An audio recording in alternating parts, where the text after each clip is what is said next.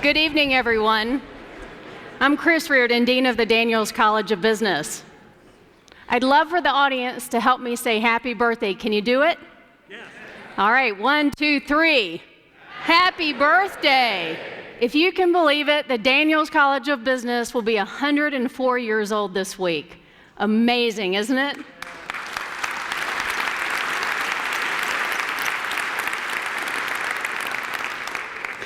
I have to tell you, this week is a great week of celebration. I know I've shared with you many of our accomplishments this year, but I want to just highlight a few. When we think about what a birthday means, it really means celebrating who you are and what you're about. And the Daniels College of Business stands for ethics, we stand for excellence, and we stand for community. As you've heard me say, we've had an amazing year this year. We're recognized by Business Week for our focus on ethics as number 2 in the country, and by the Aspen Institute, number 15 in the world for that focus. Pushing on into our excellence, we were also ranked number 25 for our professional MBA program by Business Week here in the United States, in the top 100 for 4 years straight for our executive MBA program, and we're flying into the top 50 for our undergraduate program in Business Week, ranked at number 57.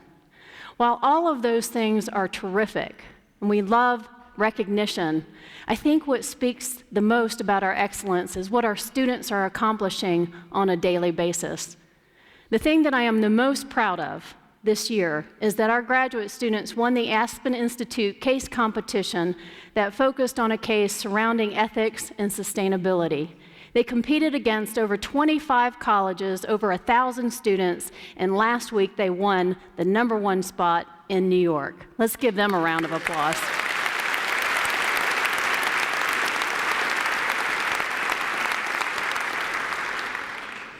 I think the other thing I feel the most proud about is this community. When you look at the people that we have as part of our fabric and as part of our culture here at the Daniels College of Business, it's just amazing. I think this speaker series is just a sample of the type of people that are affiliated with the college, and as you know, the saying goes, people make the place. The Voices of Experience speaker series has been terrific this year. We've had record crowds of 800 to 1,000 people for each event, and as you know, we've hosted some of the top CEOs from around the country. The CEO of Visa, the CEO of US Bank, the CEO of Crocs, the CEO of REI, the CEO of Noodles & Company, and the CEO of DaVita. Tonight promises to be equally enticing with the CFO of Home Depot and one of our alums, Carol Tomé. But before we get started with the program, I'd love to have you help me thank our sponsors for this program. As you know, this is something that is given to the community free of charge, and we have a lot of people that are helping to underwrite this event. I'd like to recognize our in-kind sponsors first: Chase, Rocky Mountain Human Resources People and Strategy, Denver Metro Chamber of Commerce, Net Impact, Marketing Roundtable, and 3 Tomatoes Catering. Let's give them a round of recognition.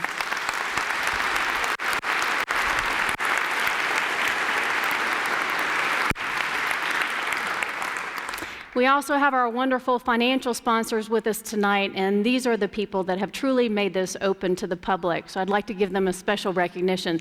Jim Burton with Grant Thornton.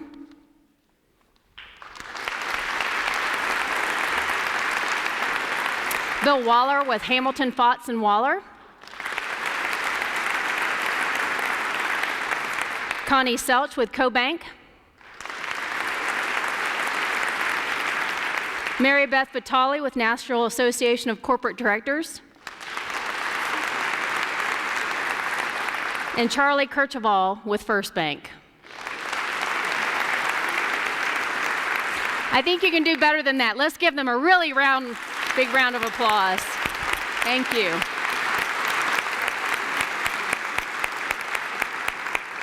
Thank you very much. Well, as you may know, I grew up in Atlanta. And of course, the Home Depot is an icon in the state of Georgia and certainly around the United States, and now it's becoming an icon around the globe. Everyone recognizes the orange aprons. Carol Tomé is the CFO and Executive Vice President for Corporate Services for Home Depot, and she has worked for all 4 of the CEOs of Home Depot. She's had an amazing track with the company, starting in 1995. I'm very proud to call her a Daniels alum. She received her MBA here at the Daniels College of Business and also was the CFO at Johns Manville here in Denver. And then she made her path down to Atlanta, and she's had quite an impact. As the Executive Vice President of Corporate Services, she handles not only the financial services of the company, but she also manages real estate, store construction, and most recently, she's taken on online technology. It's been quite a challenge for Carol. Home Depot never really thought about technology, and they were behind the game. So in the last few years, they've been playing catch-up, and I hope she'll talk about that event tonight. More importantly, Carol is the symbol of what we are at the University of Denver and the Daniels College of Business. She stands for excellence, and she stands for ethics. Business Week notes her as the fix-it lady. Forbes labels her as one of the most powerful women here in the United States. CFO Roundtable has recognized her as the CFO of the Year. And of course, our Ryman School of Finance has recognized her as Ryman School Distinguished Alum. Please join me in welcoming Carol Tomé. Thank you, that was lovely, thank you, thank you. Hello, it's great to see you. It's great to be here, thank you. Thank you very much. I'm just looking for the clicker. It's great to be here. Thrilled to be back in Denver, thrilled to have an opportunity to spend some time with you. Before we get started, I have an introduction that I'd like to make. We've got a number of Home Depot associates here in the audience, so I want to give a big shout out to the Home Depot associates, especially Joe McFarland, who is the president of our Western Division. Colorado is part of our Western Division. He is here with his HR partner, Shannon Whitfield. The head of our investor relations team is here, Diane Dayhoff. Paula Drake is from our external affairs group. She's helped me put this together, and a whole bunch of other folks. Now, if you know Home Depot, you know we start every meeting with a Home Depot cheer. So I hope you'll indulge me, because I'm going to bring out a group of our store leaders and district managers who are going to lead us in a Home Depot cheer. So come on out. Are you ready for this?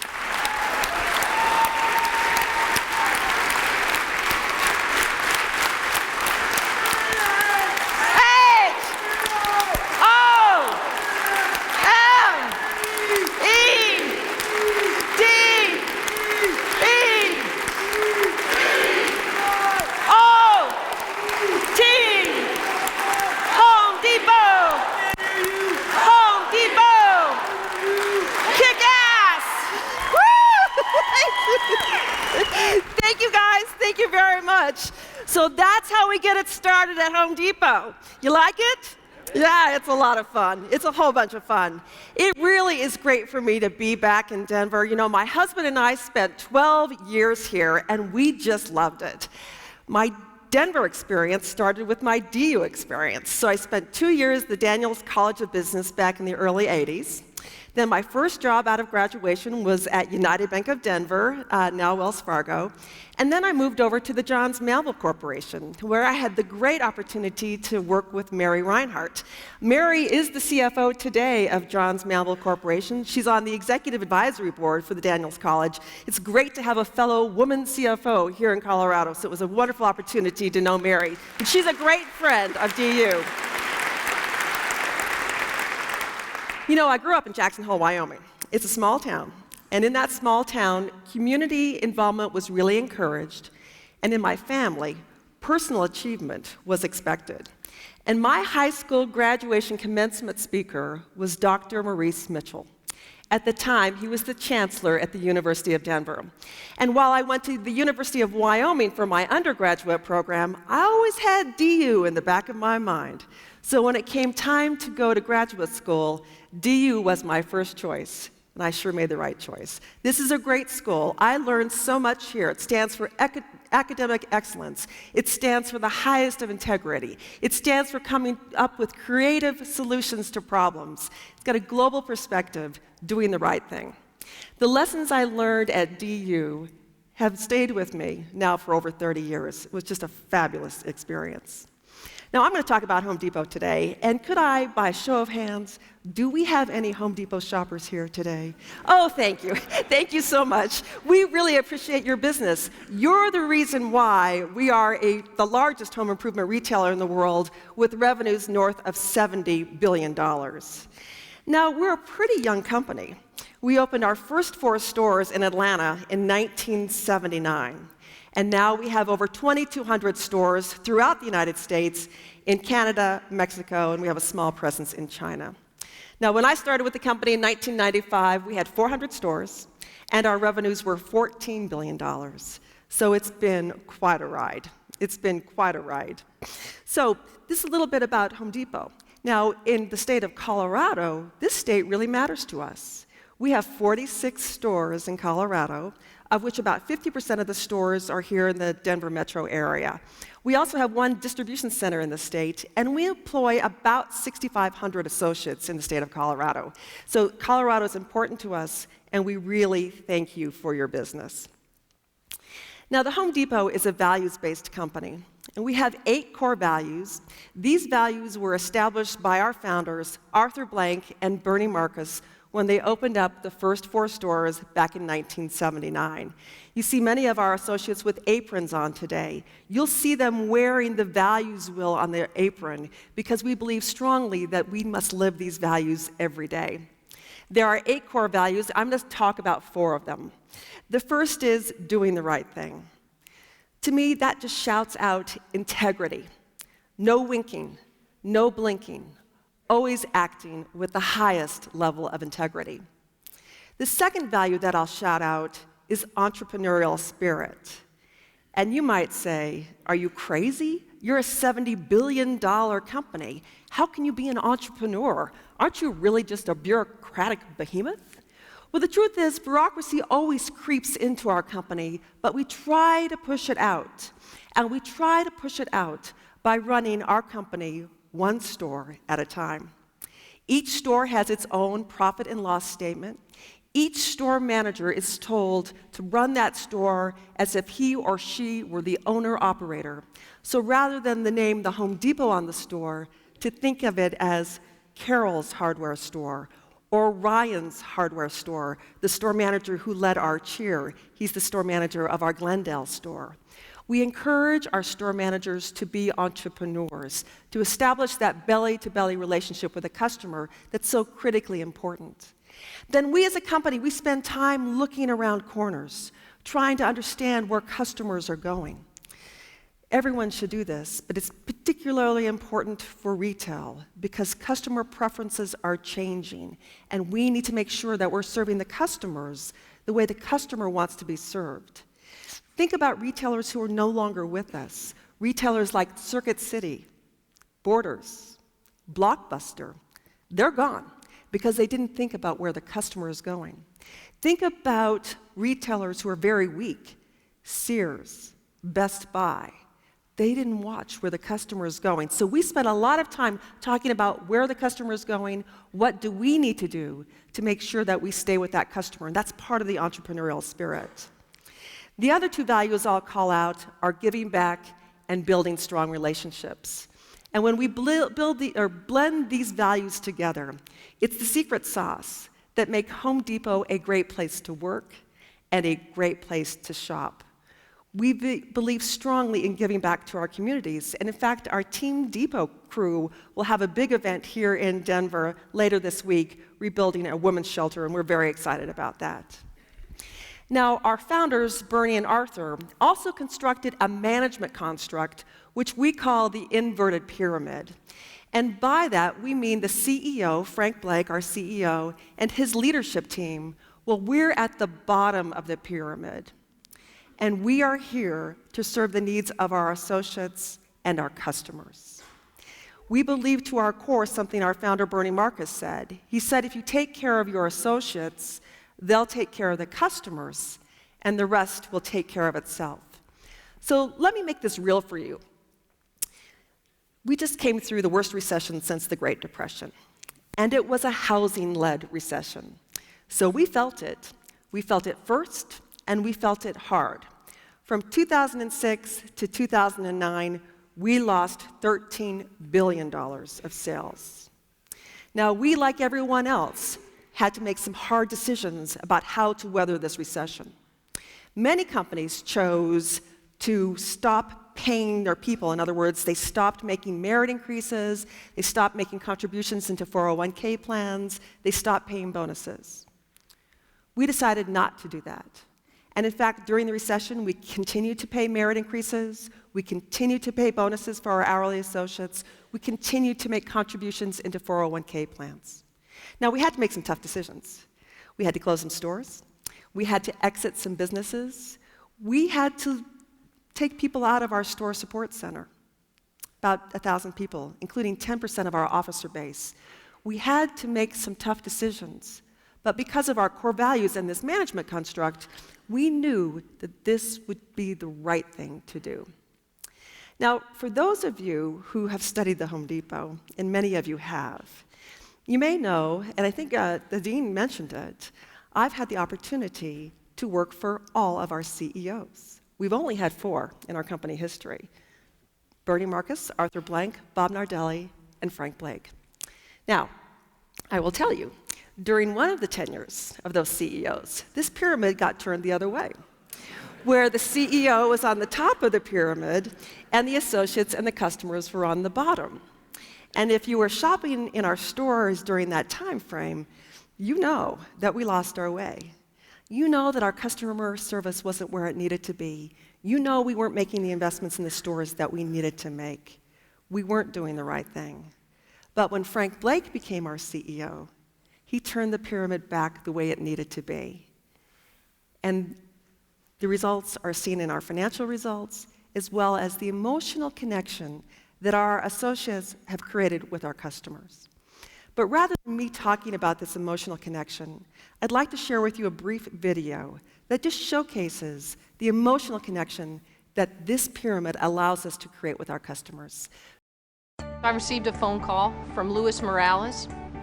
He was our front-end associate, also co-captain of our diversity team. I had a lady come into the store, and she started to tell me that there was a family that their son had sickle cell anemia, and he was going through a bone marrow transplant in Atlanta. And his little 10-year-old sister was a perfect match, which was like 1 in a million. They needed to get their son home as quickly as possible. He had been in Atlanta for 6 months. So in order for him to come home, they had to do certain things in the home to prepare it for his arrival. We really wanted to make sure that we did all the things possible to keep him healthy and not have any complications. The house had to be a sterile environment. And one of the biggest things that we needed help with was ripping up all of the flooring and laying down tile and all of the hardwood. We had the materials, we did not have the manpower. Alex, a store manager at the Castleberry store, he's also the captain of our diversity team. Louis reached out to him. So Louis came to me after a customer had contacted him here at the store, said, hey, listen, we got a great project that I think can make a difference for one of our customers in our community. I said, great, count me in. So when do we have to do this? He says, tomorrow. Hey guys, Ryan, Chris, I'm glad I got you guys. And Alex reached out to Ryan Payton and Chris Hamrick. Louis Morales reached out to Brian Staudinger, who is a skilled craftsman. Whatever you need to do, let's do it. Let's get them done. Brian jumped at the opportunity to be a part of this. Got my trailer, I got a 16-foot trailer, hooked it up, we brought it over there, and whatever we needed, basically, we ran back and forth and, helped these guys out so that when their son got home, that he'd have a safe and a clean house to be in. It was within 24 hours. It was a massive outreach where we were able to come to a house with 5 people, tools required, materials, and they did over 2,000 square feet of flooring. It was just a teamwork atmosphere. Was very, very, very, very, very cool to be part of that. A lot of us became pretty good friends, and there was a couple of, there were firefighters that were there too. So it worked out good. It was fun. So it was just amazing just how everybody came together in a day or two to do the right thing for this family. Louis is very committed. When he puts his mind to do something, he is committed to the outcome. Louis is selfless, he has a big heart. Louis Morales just has a heart of gold. He was able to rally the troops, gather associates together from different stores, and really made a huge impact. He's in here every day, talking and listening to people like they're his family, and found a way to say, hey, we can make this happen. We can do this. The really great thing is that he works for Home Depot. They allow us to go out and do Team Depot projects. They allow us to make a difference in someone's life. I really think that this envelops every portion of the value wheel. It's entrepreneurial spirit. Yes, I can do it. It's giving back. It's doing the right thing. It's creating shareholder value. It's building relationships. There's not a single piece of this wheel that it doesn't envelop. Everybody bleeds that orange, and everybody has that one common goal to give back and do the right thing. You know, when you have somebody that has tears in their eyes when you get done, I think we've done the right thing. I think we've created a customer for life. I was a customer before, now I'm a lifelong customer. It was pretty amazing that people were so selfless to come out and help for somebody that they had never met before, for a family that they had no idea who they are. There's things that you can look at. There's numbers, store appearance. It's all that stuff. But when you know that you've created a difference in the lives of customers and that forever they're going to look back at this time and talk about it, it's immeasurable. It's awesome. He's a hero looking for a place to happen. Louis Morales is a Home Depot legend. Just an example of how the inverted pyramid, we at the Store Support Center in Atlanta support our stores and our associates so they can take care of our customers. This is also an example of entrepreneurial spirit, because that store didn't call up Atlanta and ask for permission to do the right thing. They didn't ask for money, they just did it because it was the right thing. So let's turn and talk from our values to our strategy. We have a very simple strategy. It's based on our version of a three-legged stool. And if you've read Jim Collins' Good to Great, you will recognize the construct of our strategy. So the first leg of our strategy is what we're passionate about, and we're passionate about customer service. The second leg of the strategy is what we're best in the world at, and we're best in the world at product authority. And the third leg of our strategy is what drives our economic engine. Now, this leg of our strategy has changed over time. Early days, our economic engine was driven by new square footage growth. We were very much like that Kevin Costner movie, Field of Dreams, build a store and they will come. In fact, I can remember a time when we were building a store and opening a store every 36 hours. Well, that's no longer the case. In the United States, for sure, we believe this country is saturated. So we'll still open stores, but it will be few and far between. Our economic engine not driven by square footage growth, but now driven by productivity and efficiency coming off of effective capital allocation. And then we join the legs of the stool together at the seat through what we call interconnected retail. And interconnected retail is just leveraging the physical assets of our stores with the virtual assets of our internet site. And I'll talk more about that in a moment. So taking a deeper dive into the strategy, let's start with the first leg, customer service. Well, remember that inverted pyramid. We got to take care of our associates so they take care of the customers. We have a program in our company called Success Sharing, and this is where our hourly associates can bonus based on each store hitting a certain sales plan. In 2011, we paid $140 million in success sharing checks. That's 3 times as much as what we paid in 2005. So real commitment to taking care of our associates. We're also on a path to improve the service by eliminating tasks in our store. We call it our 60-40 initiative. And by that, we want to, by 2013, have 60% of our hours in the store spent on taking care of the customers or selling, and only 40% of the hours in the store spent on tasking. When we started this journey several years ago, it was the reverse. About 60% of the hours were on tasking, and you probably felt it when you were in the stores. But through the introduction of new tools, like a new technological tool we call the First Phone, we can drive productivity, eliminate tasks, and move more of our hours to selling. We're a big company. We have over 300,000 associates in our company. We have all been trained on our service standard, which we call FIRST. FIRST is simply an acronym that stands for Find, Inquire, Respect, Solve, and Thank. We've all been trained on this and retrained on this. It's an important part of the service that we provide to you when you're shopping in the stores or shopping on our website. Now, inside of our stores, we serve people like you and I, do-it-yourself customers, We also serve professional contractors. These are principally shoulder tradespeople, men and women who are working on small construction jobs. This customer is a very important customer to us. Why? They make up 3 to 4% of our customer base, but over 35% of our sales.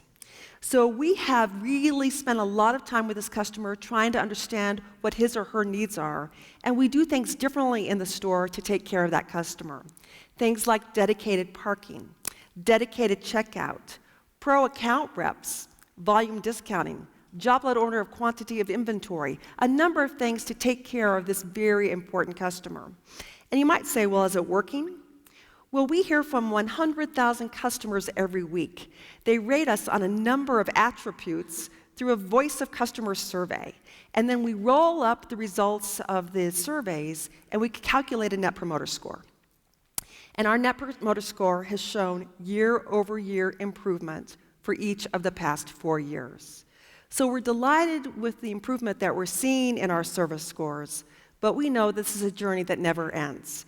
Every day we have to have a relentless focus on providing the very best customer service.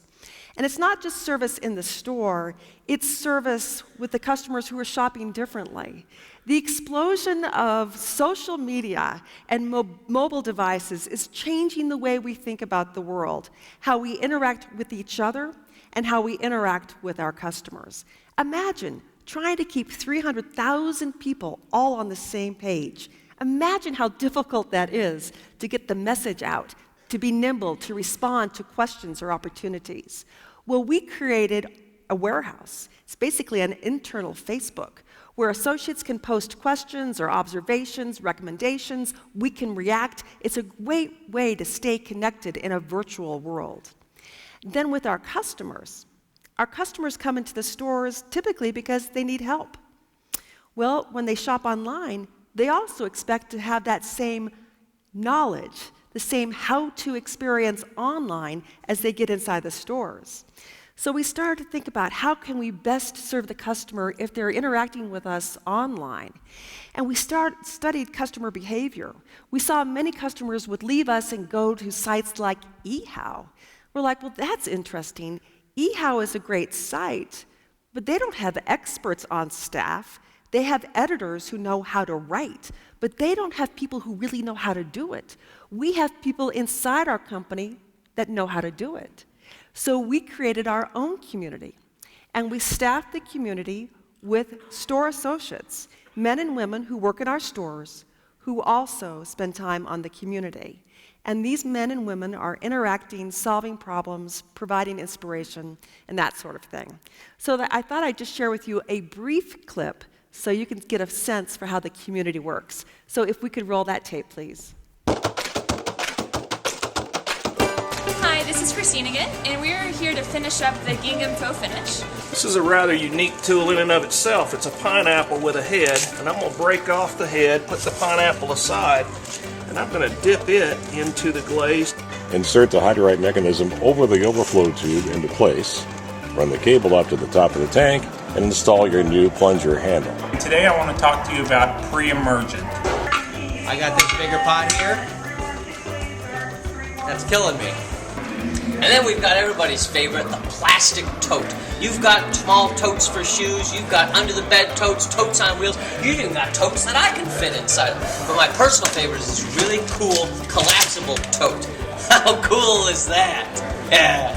Hi, I'm Above Average Joe. I'm Blake from the Home Depot. This is Christine from Atlanta. I'm Greg, and this is Jeff. Hi, Coach Dave here with the Home Depot. This is Mike, the Home Depot Answer Man. Hey everybody, this is Mr. J here. Hi, I'm Pat Payne. Hey, I'm Inger. You know me as Green Giant. This is Rick's Picks from the Home Depot. I'm HD116. I'm Designing Woman. And I'm the Hammer. This is Lawn Ranger at community.homedepot.com. Thanks for visiting. So it's pretty cool. It's real, genuine. It's like you're in a store. It's not real flashy. It's just, that emotional connection, taking care of our customers, solving their needs, answering their questions. So let's turn to the next leg of our strategy stool, which is product authority. Now, here I want to kind of change it up a little bit and talk to you about what we've been doing inside of our business to move from the art of retail to the science of retail. If you can imagine this, we have about 35,000 SKUs in a store, but we localize our merchandise based on where we operate. So the number of store SKU combinations, well, they're astonishing, hundreds of thousands of store SKU combinations. We plan every store down to the store by department selling class, sales, gross margin, and inventory. And we forecast our business this way. And we've been running our business with tools that are probably vintage 1980. So it's a lot of brute force that runs this company. That's pretty amazing, isn't it, when you think about the size of our company and how we operate it. So we know that we have to transform the tools that we use to run our business, because the future of retail is all about localized assortment, localized pricing, price elasticity, understanding weather patterns across the country, across the world, and how it could impact our business. So a number of our capital dollars are going into our new merchandising tools to drive us from the art of retail to the science of retail. Then how we transfer products to our stores. We are a company that grew up with a direct-to-store model. In other words, the majority of our products were sent directly from our manufacturers to our stores. Now, that worked very well when we were a young company, when our stores were pretty much in the urban areas, and the sales volume by store was pretty much the same. That worked good. But as we've grown now, and we're all over the place, with stores that have sales volume north of $200 million and stores that have sales volume of $12 million, we knew that our supply chain was inefficient and that we needed to change. So during the recession, if you can imagine, we completely transformed our supply chain. We built out 19 what we call RDCs, or Rapid Deployment Centers. These are consolidation facilities where product is shipped from the manufacturer to the RDC, then it's broken down, and full truckloads are shipped from the RDC to the store, carrying lots of different manufacturers' products. And you can see the results on this chart. The first thing is we were able to shrink our safety stock because we were more confident in our ability to stay in stock. And as we were shrinking our safety stock, our inventory turns started to improve, and that's a good thing. We also lowered the cost of our supply chain, generating over 32 basis points of gross margin expansion last year alone. And then the service to the stores has improved. So this is a very important part of the product authority that we are offering to our customers, making sure that we're in stock with the right product. Now, our merchants believe their sole purpose is to be the customer's advocate for value. So they take the savings that we generate off of supply chain and other initiatives and will reinvest it back in value for our customers. Now, I'm showcasing some of the products on this chart. These happen to be spring products. Well, it is springtime, and for the Home Depot, springtime is our Christmas. We sell more in spring than we sell any other time of year. Our garden department is our largest department. So I wanted to showcase some of these products because if you haven't had a chance to get in the stores, you should take that opportunity to go just as soon as you can. I mean, the garden center at Glendale, it was just gorgeous. The other thing I'd like to showcase on this chart is you see the patio furniture that's displayed on the chart. This patio furniture retails for $999. You can order it online and have it shipped to your home for free. Now, you might say $999. That seems a little pricey to me. Well, if you did shop comparisons against other retailers who are selling comparable sets, you would see that our price is an unbelievable deal. Comparable sets are thousands of dollars. So I would encourage you to go check it out if you hadn't had a chance to do so. Now, turning to the next leg, I want to talk a little bit about interconnected retail and what that means for us. Boy, the world of retail is changing. It's changing rapid fire fast. And we know that customers want to shop when, where, and how they want to shop. We can't dictate to them, come into the stores. We have to serve them the way they want to be served. So we've done a number of things to drive interconnectivity between our website and our stores, and also just to improve the overall website experience. So let me share with you a few things we've done from a technology perspective. The first thing is we've just added more SKUs. Inside a store, about 35,000 SKUs. On our website, we have over 300,000 SKUs. And you can click through to a company we own called Home Decorators Collection and see another 350,000 SKUs. So we are extending the assortment online to make sure you can find what you want. We know that we had to make investments to serve you better. So now you can buy online, pick it up in store. You can buy online, have it shipped to your house or your job site. You can buy online, you can return it to store. You can go online and check product availability. We know people buy off of reviews. We didn't have reviews on our product page. We now have reviews. So you can say, aha, this is a great product. Look at all the positive reviews. We know that many of our customers who aren't interacting with us on the community, they wanted to watch videos. And so we thought we were really smart, and we put hundreds of videos on our website. And then we learned customers weren't going to our website to watch the videos. They were going to YouTube to watch the videos. So quickly, we've taken all of our videos and we put them onto YouTube because that's where customers are going for information. We've got to react to where the customer is going. Our website was a little clunky, so we just implemented WebSphere 7. It has tripled the speed of our site. And inside of the stores, if you're ordering inside the stores, it's pretty slow. You get the wheel of death, right? The store associates are nodding at me. You get the wheel of death. Well, we are extending and expanding broadband so that we will double the speed inside of our store. If we think about the capital dollars that we are allocating as a company, we are overweighting to interconnected retail because we must. From a social media perspective, we've got a Facebook page, we have a Twitter account, we're on Pinterest. A couple of months ago, I said, Pin who? Well, we're on Pinterest now because we have to be. That's where the customer is going. And we are seeing some great results here. We look at our website as not just an engine for sales. It's an engine that can be a marketing engine. It can be a digital apron, and it can be a place for sales. Total sales online for us, a little bit less than 2% of our total company sales. Now, moving to the third leg of our strategy stool, productivity and efficiency. As I mentioned, this leg has changed. No longer square footage growth, but productivity and efficiency coming off of effective capital allocation. But we don't want to just drive efficiency for efficiency's sake. We want to drive efficiency to maintain our competitive advantage. So what does this mean? Well, it means we want to maintain our #1 position in the United States, in Canada, in Mexico. It means we have to invest dollars back in the business to maintain that competitive advantage. We've got an aging store base. We've got to invest capital back into the store base to make sure the stores are fresh. We refresh the merchandise in our stores. We touch about 1/3 of our stores every year. So capital dollars going back in the business to maintain our leadership position. We have a very small business in China. We went into business in China in 2006 through a 12-store acquisition. Doing business in China is tough. And we did everything wrong, in all candor. But we've learned a lot through that. I call it shrink to grow. We're now down to 7 stores, and we have some really interesting experiments underway. In fact, we're opening our first standalone paint store in China this week.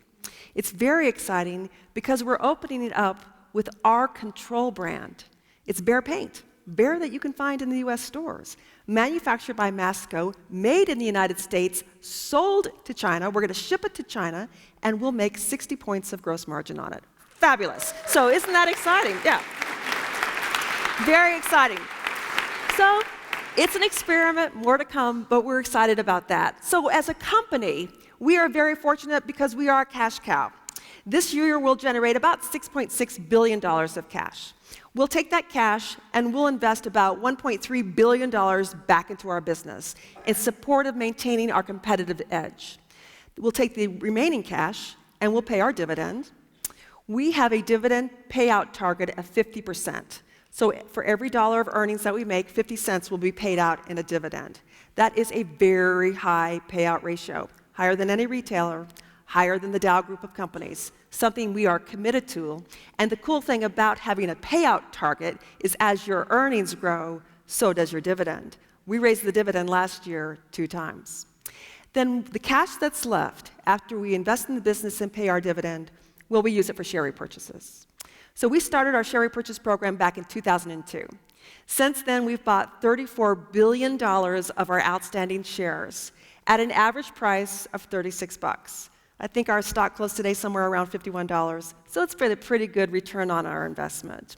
We're really focused on return on investment. It's one of the metrics that we are paid off of. Our return on invested capital is now north of 15%.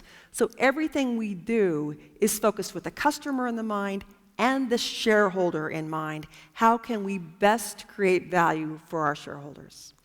Now, you can see the results of all of our actions by looking at our financial results.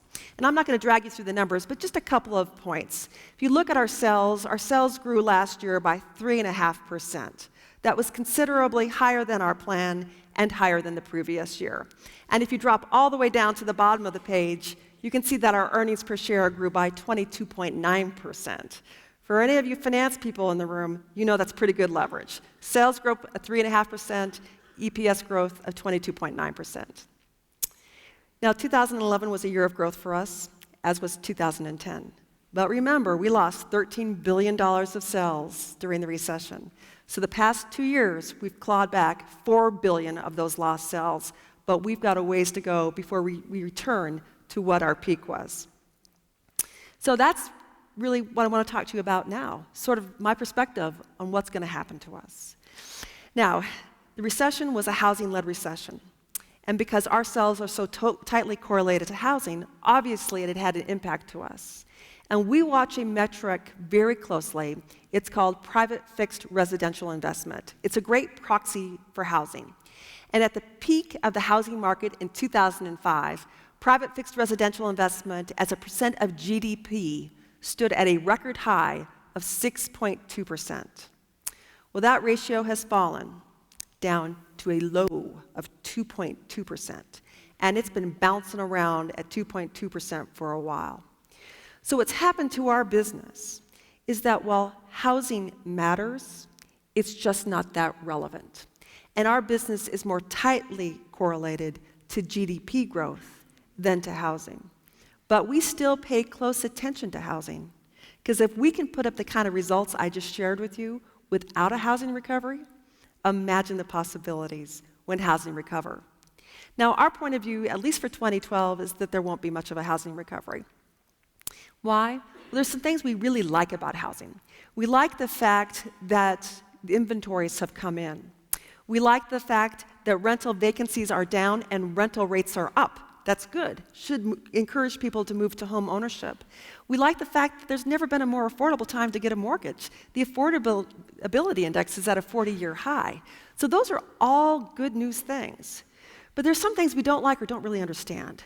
We don't really understand the shadow inventory that's out there in terms of foreclosures, and we think that will put pressure on housing. While there's never been a more affordable time to get a mortgage, never a more difficult time to get a mortgage. Mortgage companies are some of them are in really tough shape. You know, we don't like the fact that 22% of all mortgages are underwater. Their home values are less than their mortgages. So as we look at it, we don't think that housing will have a big driver of our business in 2012, and maybe not for the foreseeable future. So what does that mean for us? Well, it means that we're going to be operating in a low-growth environment, at least for 2012 and maybe for a few more years after that. It means we'll be operating in a low-growth environment with a consumer whose preferences are changing. So this is a really interesting time to be at the Home Depot, a very interesting time to be at the Home Depot. But I've shared with you a little bit of how we're thinking about it, so you can get a sense from us that isn't business as usual anymore. This is business as unusual. But what will stay the same for the Home Depot are our core values, our inverted pyramid, our focus on our associates so that they can take care of the customers. So with that, what I'd love to do is open it up for your questions. Thank you very much.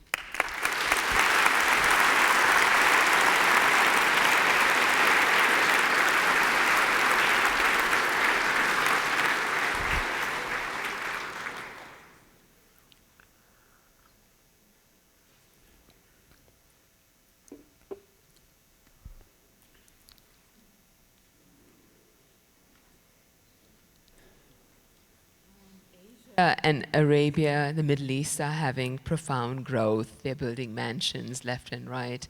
And real estate is quadrupling. So I know you mentioned a paint shop in China, but how about Home Depots in the Middle East and Asia, and where the markets are quadrupling? Right. Well, we keep our eyes on the world, as we should. And there are parts of the world that are very interesting to us and parts of the world that aren't. For example, you will not see the Home Depot going into Europe. There are more people dying in Italy that are being born. It would make no sense for us to go and build home improvement stores in those countries where there's no growth. But where there are countries of growth, it's very interesting to us. We also have learned how hard it is to run a business outside of the United States. Canada and Mexico are huge home runs for us. They are border countries. Most of us speak Spanish, some of us speak a little bit of French. We can operate in those businesses. You go to other countries where you can't speak the language, it's very hard. So we will study the growth countries. We are in China. It's too big to ignore. You know, I've chatted with Frank Blake. I said, let's see if we can't make something work here before we go someplace else.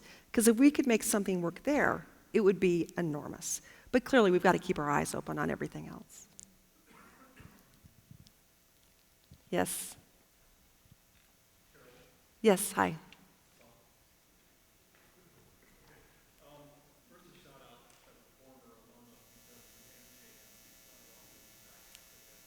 Thank you. Nice to meet you.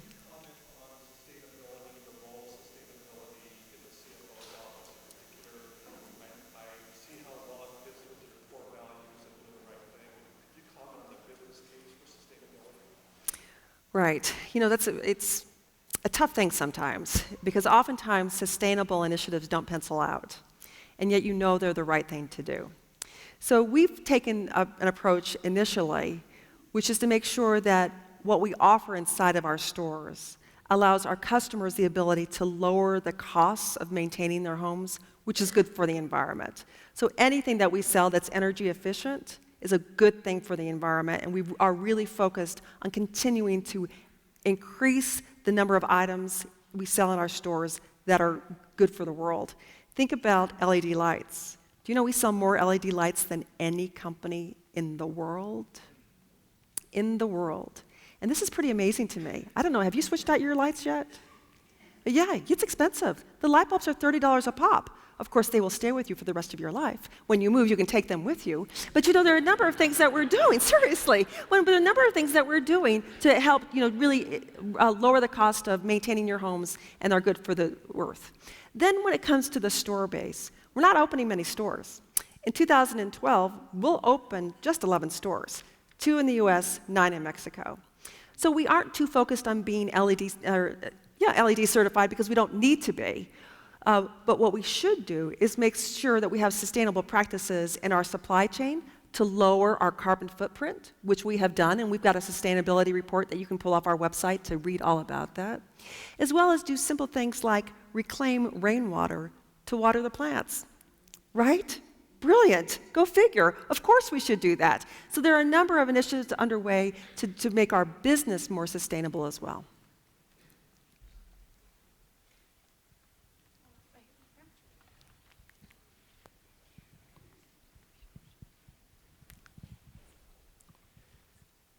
How is your acquisition strategy regarding pro builders and manufacturers vertically integrating?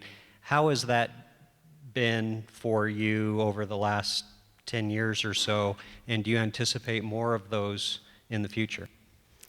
Well, this is a very good lesson about the importance of sticking to your knitting and being focused on what brought you to the party.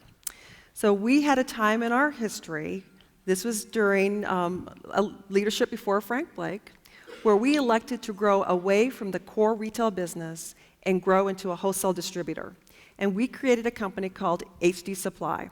This was a wholesale distributor, companies that sold, to large home builders or to municipalities for water pipes. We built a $12 billion business through acquisitions. We bought big companies, small companies. with a theory that, well, they have a pretty much of a common vendor base, so we should be able to leverage a global supply chain and create value. The truth is, didn't happen, wasn't going to happen. These are different verticals, never got integrated. So at the time we were building that business, that $12 billion business, we were losing sight of what brought us to the party, which is our core retail business. So when Frank Blake became our CEO, he turned to me and said, Carol, what should we do about HD Supply? I'm like, sell it. So we launched upon a plan to sell HD Supply. Oh, and this was a great deal. You may have read about it. It was at the height of M&A transactions, and we sold the business at a purchase price of 10 times leverage. It was awesome. Just as the recession was starting to occur.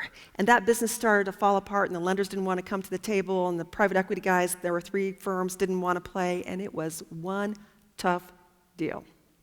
We had to recut the deal. And at the time we recut the deal, and we took a couple $1 billion off the price tag. At the time we recut the deal, we were highly criticized. When we sold that business, it was a $1 billion EBITDA business. That business EBITDA dropped to $300 million.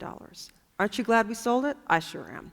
So we then were able to get rid of that business and focus back on the core business and really focus on the shoulder trades people who are shopping in our stores. That's the trade that matters. That's the customer who matters. You know, we're basically the 7-Eleven for that customer. They come by to pick up stuff they need for their job. We've got to be the most convenient location with the best price and the best service. So that's our focus. Now, does it mean we won't be acquisitive? No, we will be acquisitive. In fact, we made our first acquisition in January, the first acquisition we've made in 5 years. What did we buy? We bought an early-stage technology company called Red Beacon. We bought 19 people and 2 dogs. And we did not pay what Facebook paid for Instagram when they bought 13 people. No, we did not do that. But we bought this early-stage technology company. Why? Because what it does, it creates an electronic referral platform linking DIY customers with pros. We've always had an informal referral platform inside of our stores. It's called a bulletin board. Pros will stick their card up on a bulletin board. Customers will come by, take the card, and call out the pro for some service. I did it. That's how I had my deck built. This is, that's old days. Now, in new days, it's all done electronically. Now, you may say, gosh, that kind of sounds to me like an Angie List or a Service Magic. What's the difference with you, Home Depot? What does Angie's List and Service Magic not have that we have? We've got product. We've got product. So think about how we can transform that referral platform, make it much better for the customers who have to pay fees now to play. We can make the money off of the product sale. So watch for Red Beacon. We are actually in the Denver area. Are we? I think we're just opening up in Denver. So you can download the app on your iPhone. Check it out. Check it out. Yes? I didn't hear the first part of your answer there, but my question kind of ties into that. I wanted to know, what was your first job after graduating from DU, and what did you learn there that you're using now at Home Depot? So I had a little bit of difficulty hearing you. What was my first job after graduating? Your first job, and what lessons did you learn there that you're using today? Sure, thank you. Well, just a little story about my first job.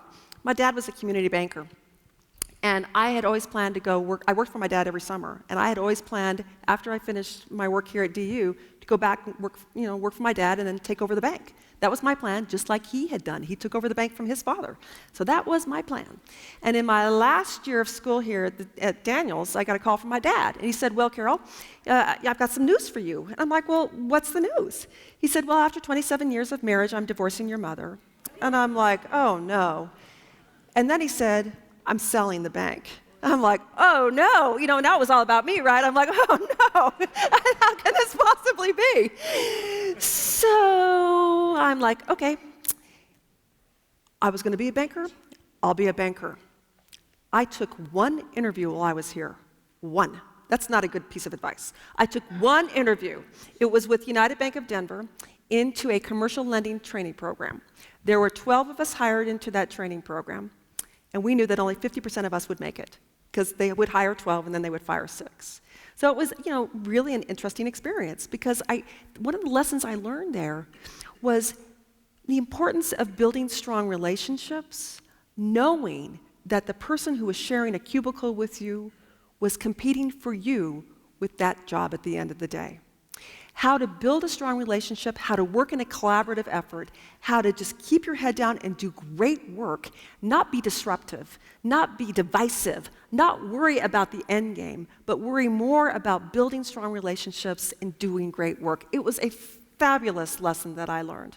I also learned, don't chart your career, because who the heck knows what's going to happen? Things are going to happen, right? So take advantage of the opportunities that come your way. Run for risk. My father and I are still very close, despite sort of the things that happened. And I had done banking then for, almost 8 years, and had an opportunity to join the Johns Manville Corporation. I was one of their bankers. And so I called up my dad and I said, what do you think? This time, Johns Manville was in Chapter 11. My father's like, you're crazy, leaving banking, going to work for a company in Chapter 11? I'm like, I think this will be great. I'll learn a lot. I did. Don't ever do that, right? So, you know what I'm saying?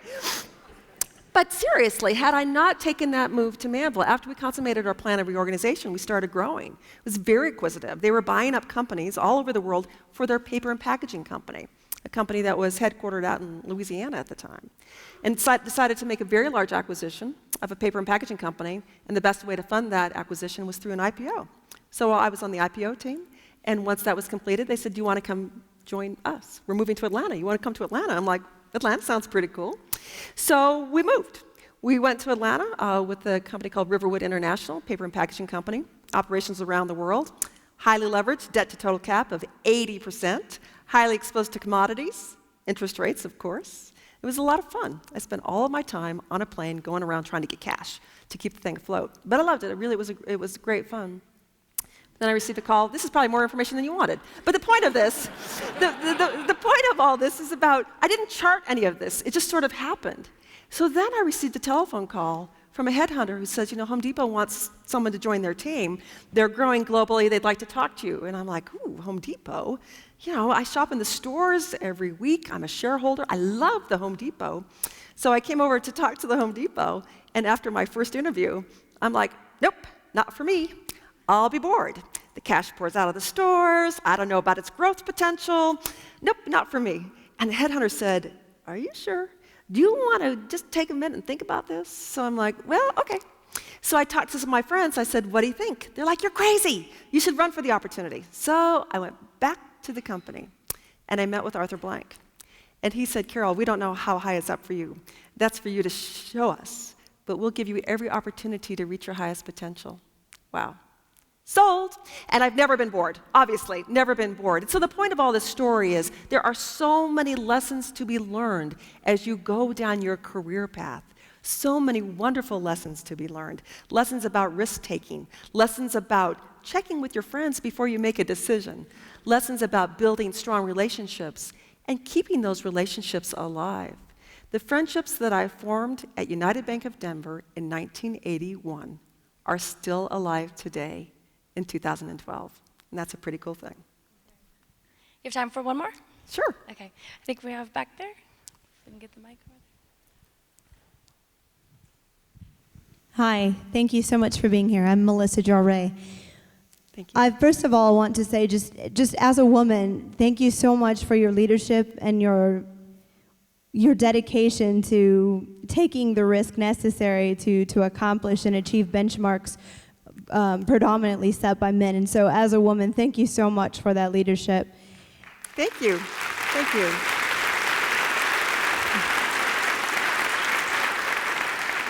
In your video, you did provide an example of a store initiative that really reached out into the community to find a need and fill it. But I'd like to know if you would elaborate more on philanthropic efforts made and community giving back to the community efforts that are made from the corporate level? Yeah, absolutely. Happy to. Giving back is one of our core values, and it takes place in so many ways. Every week we highlight a legend like you saw in the video, things that are happening at the store level. Then we have Team Depot efforts where we will go into the community, and it may be rebuilding a women's shelter that will happen later this week. It may be building a playground. We do have a Home Depot Foundation, and our Home Depot Foundation is a well-endowed foundation who gives back money as well as time from all of us. Now, our focus of the Home Depot Foundation is for the men and women who have served us in the military. We are focused on the veterans who are returning back to the country, who many times do not have a place to live. We are focused on rebuilding homes and have committed $30 million in support of this effort. So thank you. Thank you. Well, I think I'm done. I don't know. Oh, here it is. Okay, I think I'm done. So thank you. Thank you very much. Stay here.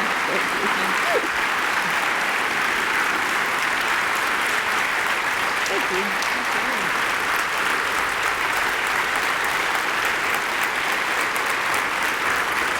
Okay, thank you. Thank you. Thank you. Well, I think you all agree.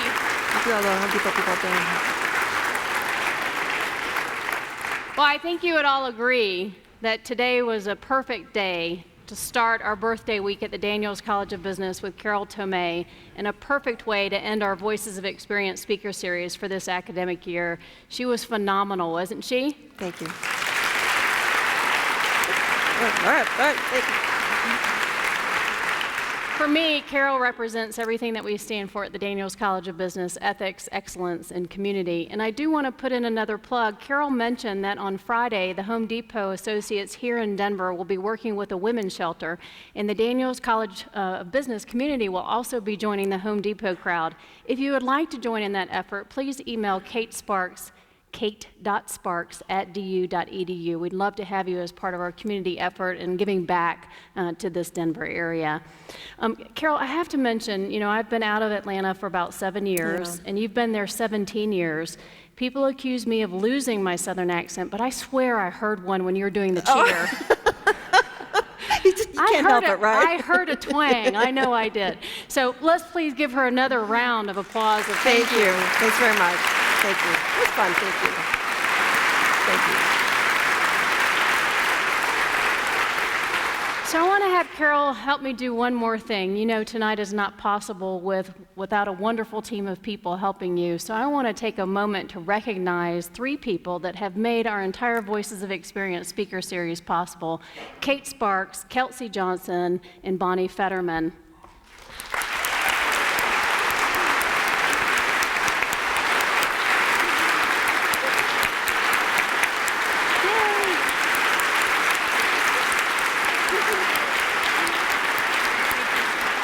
So I hope you'll agree that they've done an amazing job bringing our community together this year. They are busy planning for next year. We do have a reception tonight, but I hope I will see you back here in September for our next Voices of Experience speaker series. Thank you so much for being a part of the Daniels community.